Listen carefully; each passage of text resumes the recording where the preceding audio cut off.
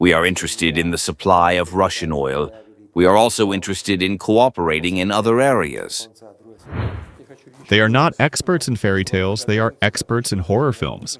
And what we see now is constant hysteria about Russia allegedly planning to attack Europe. On the sidelines of the SCO summit in Beijing, Russian President Vladimir Putin met Slovak Prime Minister Robert Fico, sending a sharp signal that Slovakia is willing to defy EU dictates. Fico praised Russia for hosting Slovakia's delegation at the Moscow Victory Parade and lauded the Soviet Union and China for paying the highest price in World War II. Fico compared Brussels to a frog at the bottom of a well, accusing the EU of making decisions that ignore real-world consequences. He warned that EU energy policies, particularly the 2028 gas phase-out plan, threaten Slovakia's economy and sovereignty. Sometimes I am very disappointed that we are not able in the European Union, despite the fact that we value the European Union very much. It is our living space to react to the movements of the world. We are not able, and I do not understand some of the decisions that are being made. Therefore, I would like to say very openly, as Mr. President said at this meeting, that we are extremely interested in the standardization of relations between the Slovak Republic and the Russian Federation. Fico confirmed Slovakia's dependence on Russian gas via turkstream, now nearing 4 billion cubic meters.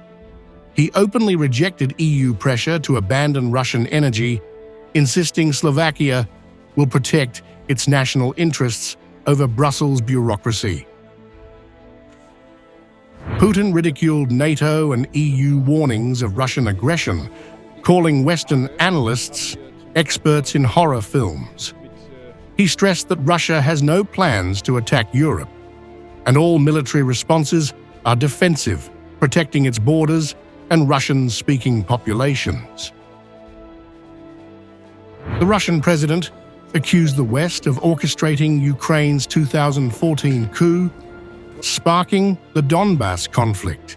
He said EU and US hypocrisy fueled the crisis, leaving Russia with no choice but to defend its interests.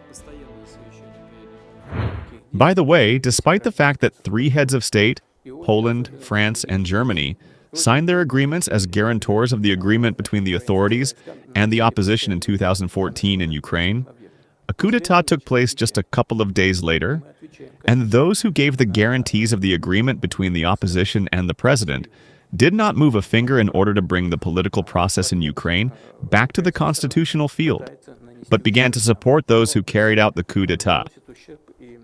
This is where the conflict began. The leaders discussed Slovakia's new 100-megawatt nuclear reactor project. Fico expressed interest in Russian participation alongside Westinghouse, praising Russian reliability and consistent fuel supply, while European alternatives grow costlier. Putin says Russia does not oppose Ukraine joining the EU, but NATO membership is unacceptable, emphasizing Moscow's long-term national security concerns. As for Ukraine's membership in the EU, we have never objected to this. As for NATO, this is a different matter.